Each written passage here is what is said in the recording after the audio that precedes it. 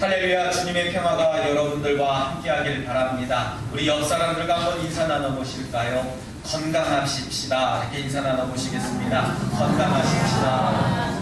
건강하십시다. 건강하십시다. 다시 한번 인사 나누실 때는 오늘 은혜 받고 돌아가십시다. 이렇게 인사 나눠보시겠습니다. 오늘 은혜 받고 돌아가십시다. 오늘 은혜 받고 돌아가십시다. 늘 이렇게 식상하게 인사하는 것 같은데 우리 옆 사람들한테는 특별한 고백을 한번 해보실까요? 사랑하고 축복합니다. 이렇게 인사 나눠보시겠습니다. 사랑하고 축복합니다. 사랑하고 축복합니다. 사랑하고 축복합니다.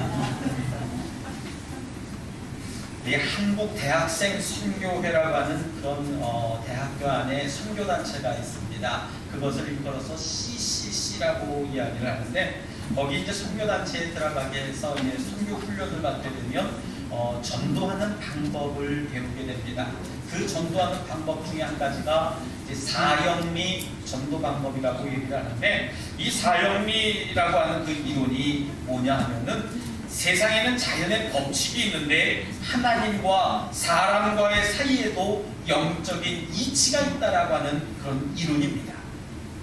사형리는 그렇게 시작이 됩니다. 첫 번째 원리가 있는데, 그 원리가 뭐냐 하면, 하나님은 여러분들을 사랑하시고 여러분들을 위한 놀라운 계획을 가지고 있다는 얘기입니다. 두 번째 원리는 그렇습니다. 이 사람들이 죄에 빠져서 하나님으로부터 떠나 있고, 또 그렇기 때문에 하나님의 그 사랑과 계획을 도무지 알 수 없다는 겁니다. 그렇기 때문에 하나님의 사랑을 경험할 수도 없고 체험할 수 없다는 얘기입니다. 세 번째 원리는, 예수님만이 그 모든 사람의 죄의 문제를 해결할 수 있는 분이고, 또 하나님만이 그 유일한 길이라고 하는 얘기예요.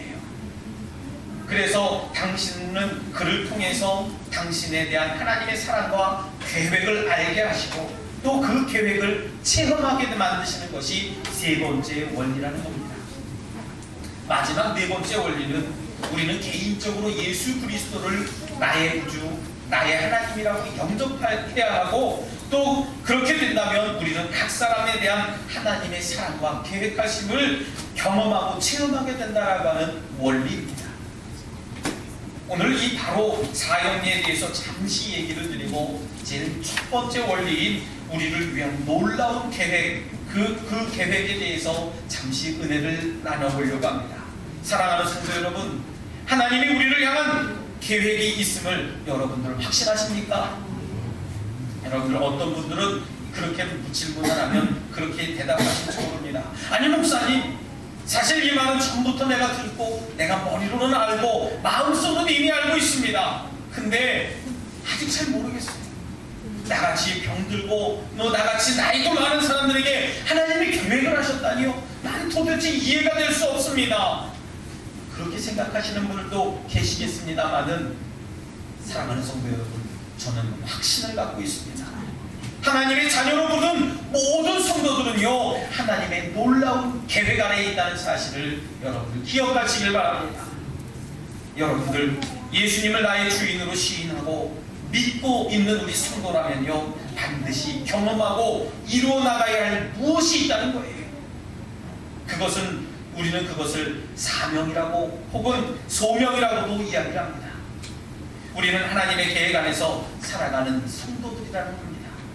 반드시 하나님은 우리를 통해서 하나님의 계획을 이루어 나가실 줄 여러분들 믿으시길 바랍니다. 그런데 이런 계획이 실현되기 앞서서, 아니 실행 중에 있다 할지라도 우리는 반드시 경험하게 되는 것들이 하나가 있습니다. 그리고 이 경험을 통해서 우리는 하나님의 계획을 성취해 나갈 수 있게 됐다는 얘기입니다. 그것이 바로 뭐냐 하면, 하나님의 계획 아래 있는 모든 성도들은 반드시 소회를 경험한다는 얘기예요. 여러분들 이해가 되시지 않습니까? 하나님이 우리를 사랑하시고 우리를 계획하시고 우리를 섭리해 주시는데 우리가 소외당한다는 얘기입니다. 여러분들, 소외가 뭡니까? 분리되어져서 느끼게 된다는 얘기예요. 소위 말하면, 요즘 학생들 얘기로 말하면, 우리가 세상으로부터 왕따당한다는 얘기예요. 하나님은 우리를 선택하시고요, 우리를 향해서 당신의 뜻을 이뤄나가기 위해서 반드시 우리를 세상으로부터 분리시켜 주신다는 말씀입니다. 여러분들 믿으십니까? 그리고 분리된 우리는 내가 서 있는 그 자리에 서서 소외감을 경험하게 된다는 얘기입니다. 모세는요, 히브리 사람들로부터 분리됐습니다. 그는 애굽의 왕 바로의 딸이 건져주어서 건짐을 받았다라고 하는 이름, 모세라고 하는 이름을 갖게 되었다는 얘기예요. 이렇게 된 모세는요, 나일강에서 건짐을 받은 다음에 어떤 삶을 살아갑니까? 자기 자신이 히브리 사람인데도 불구하고 애굽 사람 손에 거쳐가게 됩니다. 자기 자신은 히브리 사람인데도 불구하고 애굽 왕궁에서 좋은 것을 누리면서 살아가게 됩니다. 히브리 사람들로부터 철저하게 소외를 당했다는 말씀이에요. 왕궁에 있는 사람들은 어떤 사람들입니까? 모두 애굽 사람들이었습니다. 그렇지만 모세는 어느 나라 사람입니까? 히브리 사람이었습니다. 애굽 사람과 히브리 사람은 색깔부터 달랐습니다. 성격도 달랐습니다. 사용하는 말도 달라요. 나일강에서 건짐받은 모세는요, 히브리 사람들로부터, 그 민족들로부터 분리되었지만 여전히 애굽 사람들도 아닌 이방인으로 살아가게 되었다는 말입니다. 철저하게 소외를 당하고 있는 거예요. 외모가 다르고 성향이 달랐던 이 모세는요, 모든 것이 있는 왕궁에서 철저하게 이방인으로 살았다는 말씀입니다. 우리 믿는 자들도 마찬가지라고 저는 믿습니다. 하나님은 우리를 세상에서 살아가게 하실 때에 하나님의 자녀로 부르신 우리와 세상 사람들과는 확실하게 다르다라고 하는 겁니다. 하나님께서 나를 불러주셨어.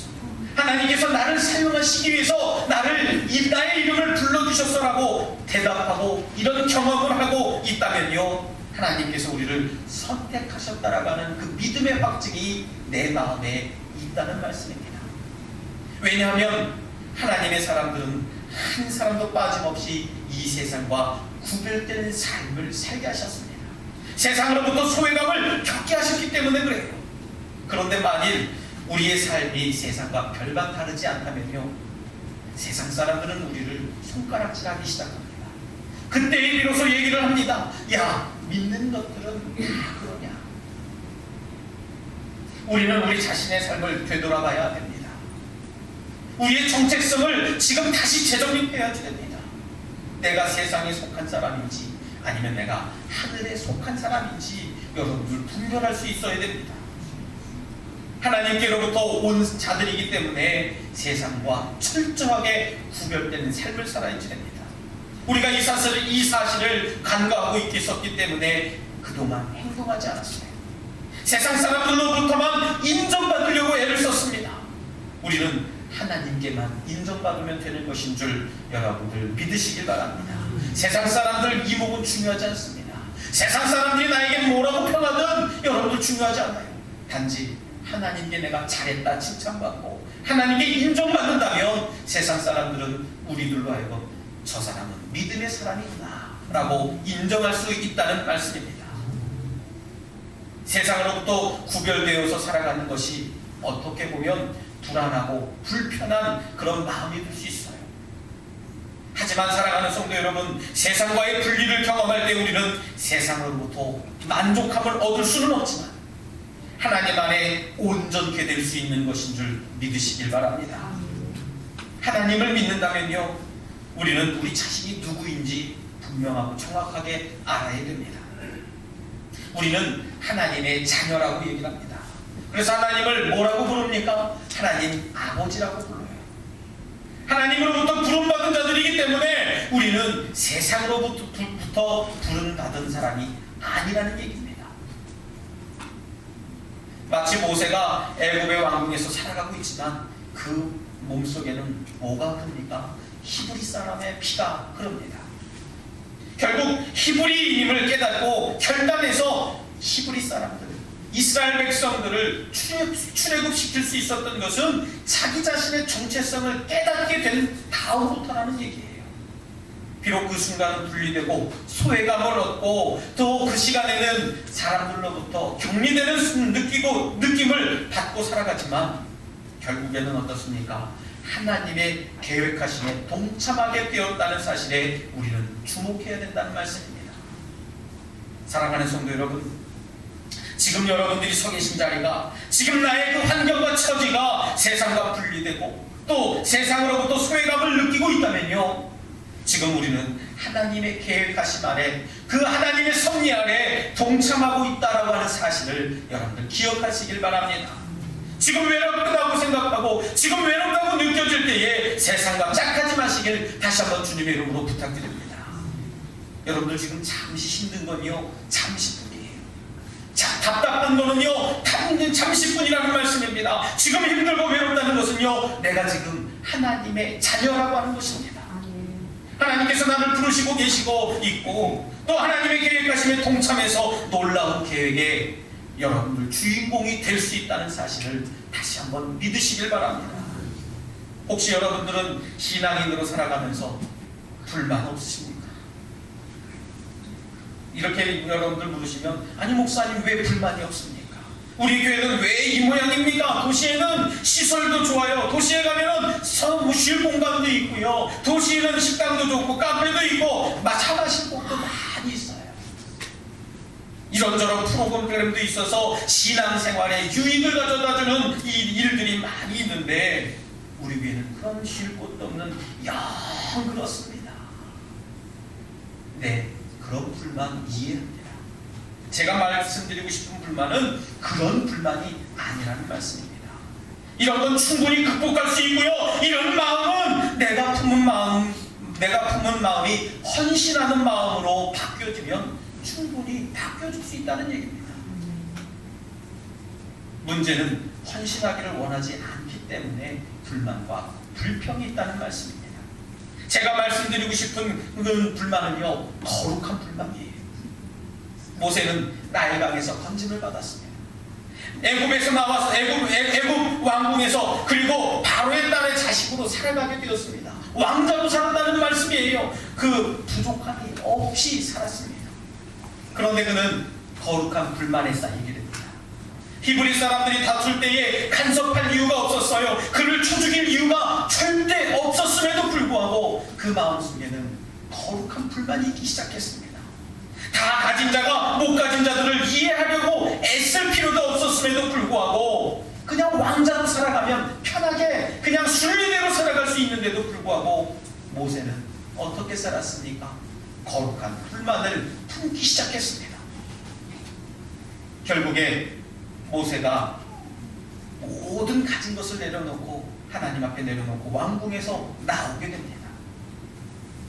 무슨 사건입니까? 히브리 사람들이 서로 다투고 있을 때에 그만 거기에 참견을 하게 됩니다. 왜 같은 종족끼리 싸웁니까?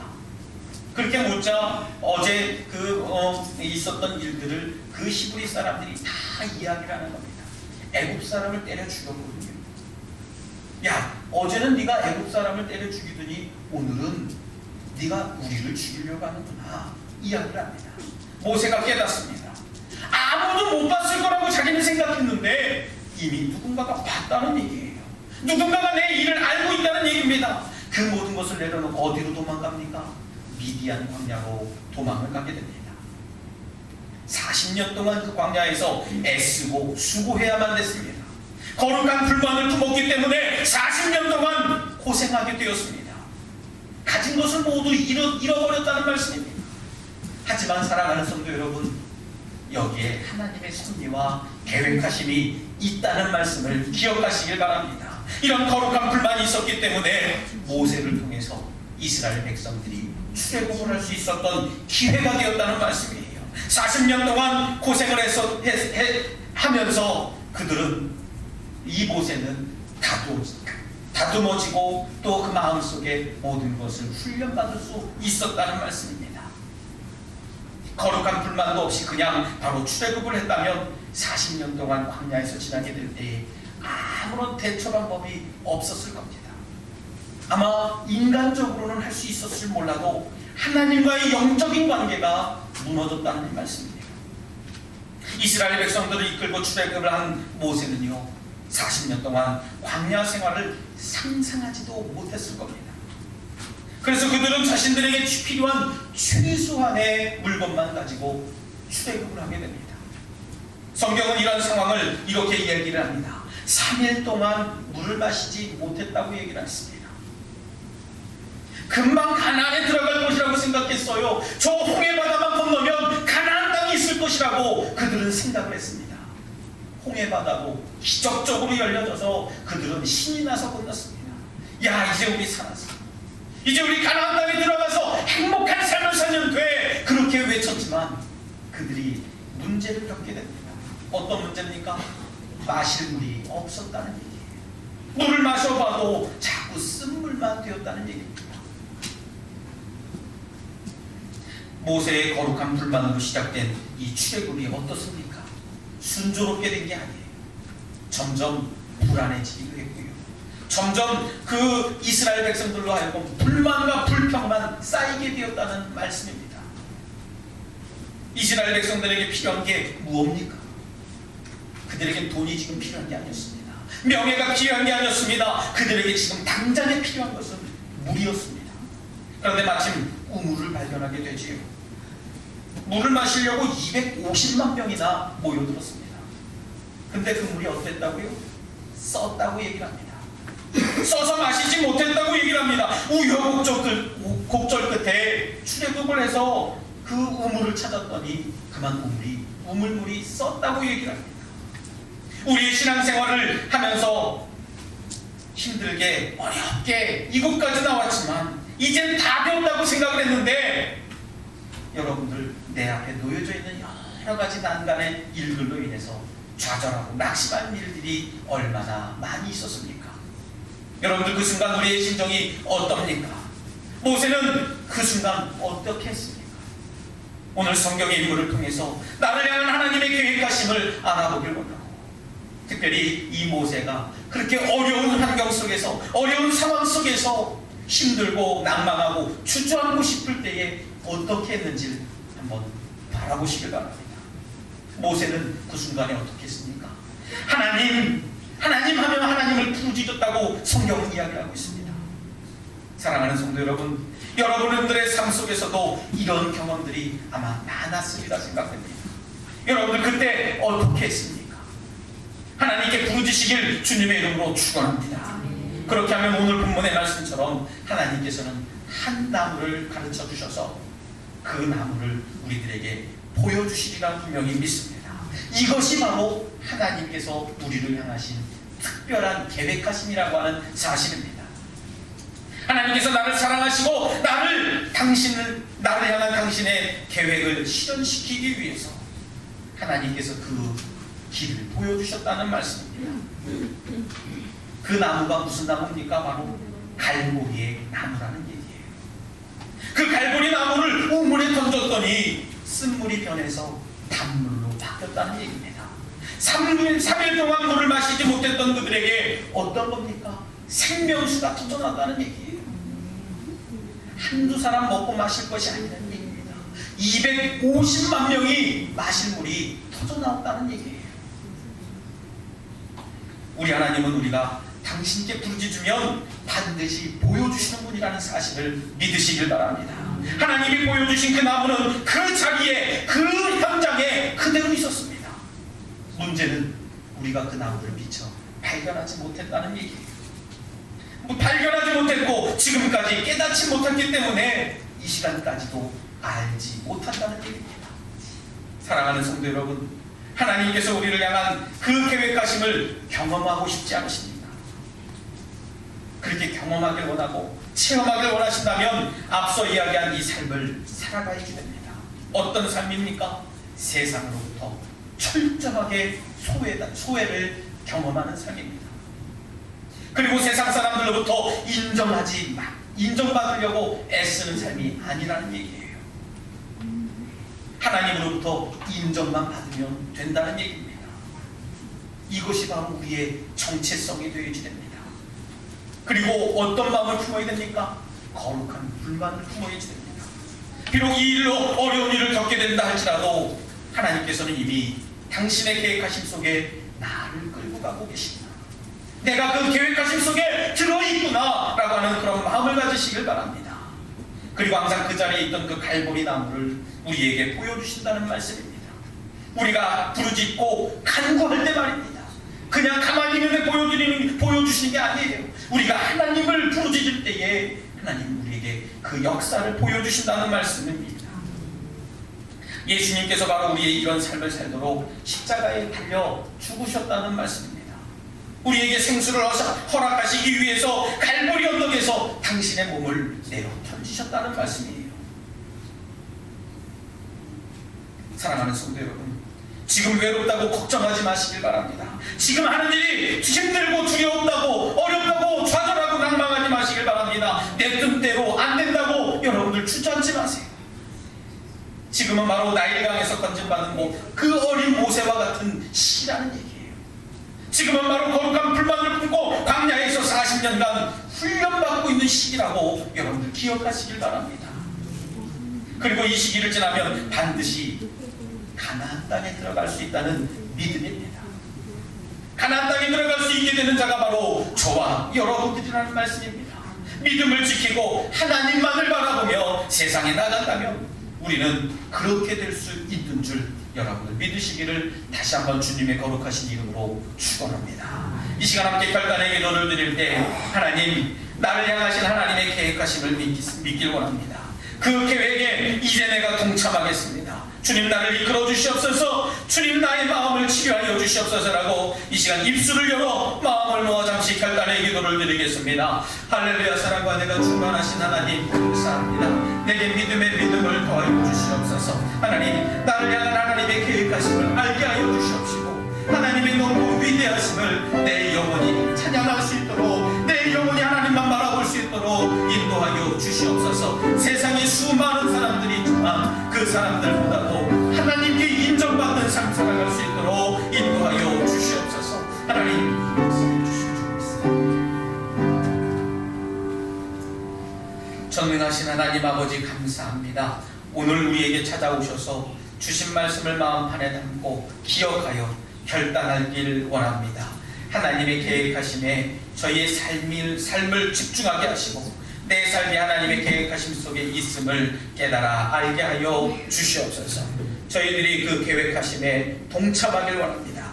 나를 향한 하나님의 계획하심 속에 하나님 나를 집어넣어 주시고 내가 그 삶을 깨달아 알아갈 수 있도록 축복하여 주시옵소서. 감사드리며 예수님 이름으로 간절히 기도드리옵나이다. 아멘.